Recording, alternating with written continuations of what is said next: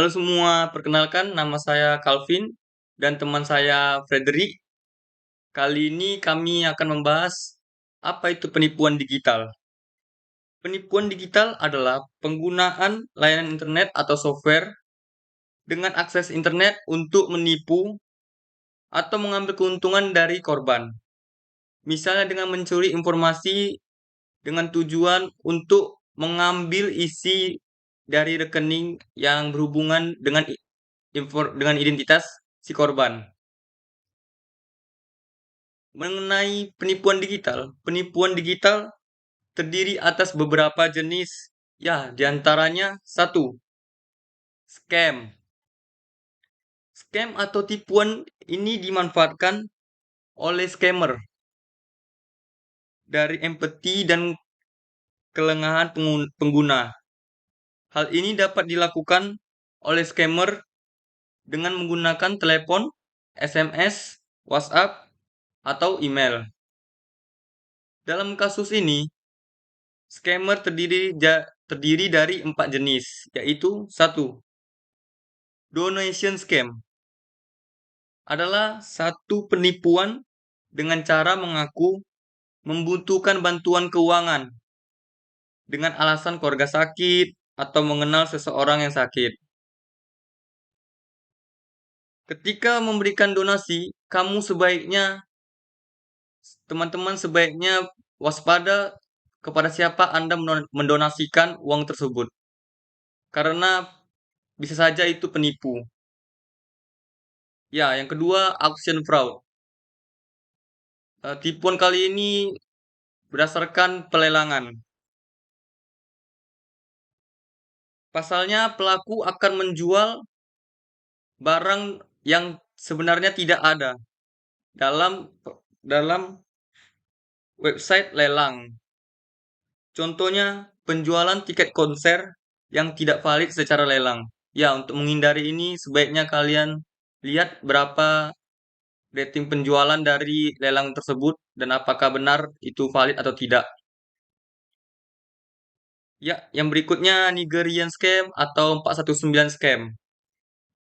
Adalah scammer yang memindahkan kekayaan korban lintas negara dengan meminta si korban untuk mentransfer sejumlah uang dengan tujuan agar si penipu dapat memberikan hadiah yang terhambat.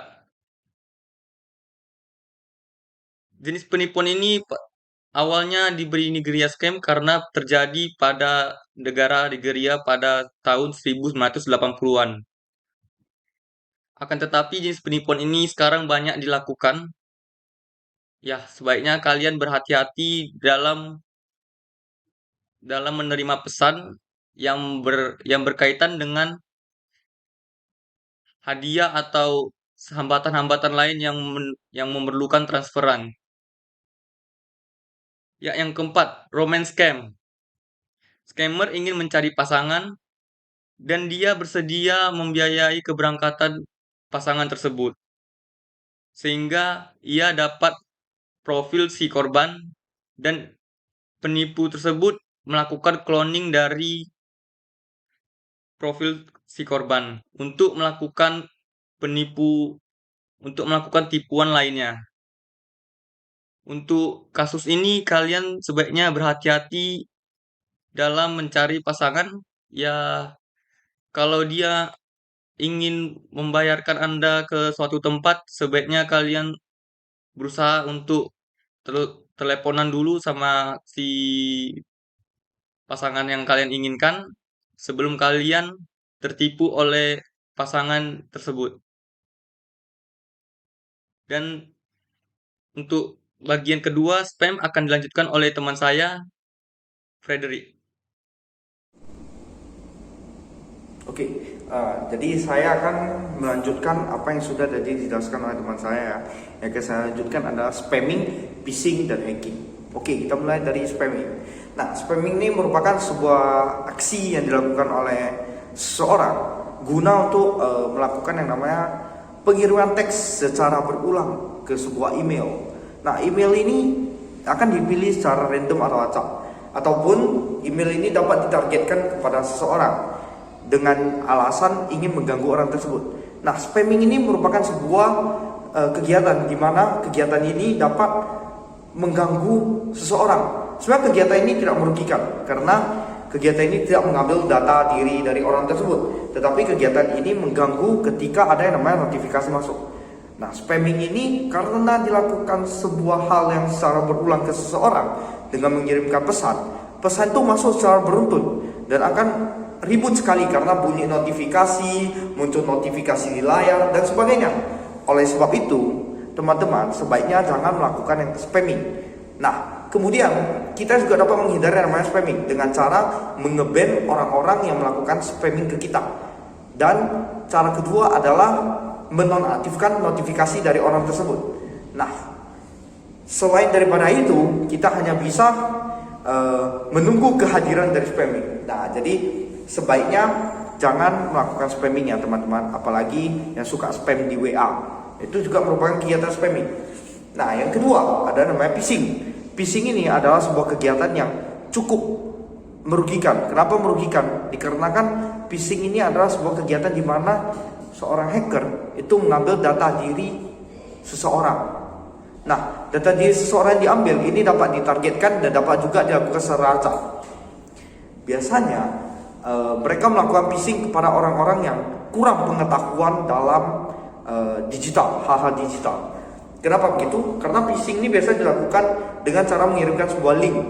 Setelah link itu dikirim, orang tersebut akan masuk ke sebuah web. Web ini adalah sebuah dark web atau web yang diciptakan dengan tujuan untuk mengambil data diri orang lain. Nah, di web ini kita dimintai untuk mengisi data-data diri kita. Nah, bagi kita yang kurang pengetahuan dalam literasi digital, kita pasti akan mengisi dengan data diri kita, dan alhasil data diri kita akan dicuri atau diambil. Nah, phishing sendiri merupakan sebuah kegiatan memancing dari seorang hacker. Nah, apa yang dipancing? Yang dipancing adalah data diri kita. Hal ini merupakan kelanjutan dari spamming, di mana spamming adalah kegiatan untuk mengirimkan sebuah file secara berulang. Bisa juga dilakukan pengiriman link secara berulang. Ketika kita sudah risih atau mungkin kita penasaran, kita akan menekan link tersebut. Nah, setelah menekan link tersebut, kita akan mengisi data diri kita dan hasil data diri kita diambil. Nah, bagi teman-teman, ada cara untuk mengatasi yang namanya phishing, yaitu kita boleh mencari tahu dulu website officialnya. Apakah website ini merupakan website official?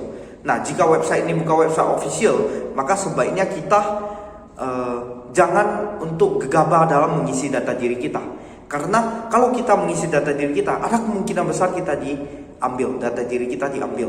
Dan sebaiknya bagi teman-teman jangan tertarik dengan tawaran-tawaran dari mereka. Karena yang murah belum tentu baik, dan yang mahal belum tentu merugikan. Gitu ya teman-teman ya. Jadi ada baiknya kita cari tahu dulu website officialnya, dan kemudian kita cari tahu apakah website ini emang beneran ada atau enggak. Caranya adalah mungkin kita bisa tanyakan ke teman, kalian tahu gak sih tentang website ini? Gitu. Oke, selanjutnya adalah hacking. Nah, hacking ini merupakan kelanjutan dari phishing. Jadi kalau spamming kelanjutannya merupakan phishing, phishing kelanjutannya hacking. Jadi phishing itu mengambil data, hanya datanya aja yang diambil. Makanya ada yang namanya penjualan data. Kalau di dark web ada penjualan data diri, dan biasanya data yang paling sering dijual tuh data KTP untuk pinjol. Nah, data yang sudah diambil selain data diri yang merupakan nick ya, ada juga username dan password. Nah, username dan password ini diambil guna untuk melakukan hacking, di mana hacking yang dilakukan kebanyakan dilakukan di website. Nah, bukan hanya hacking di website, hacking di game juga sering terjadi, di mana username dan password kembali lagi.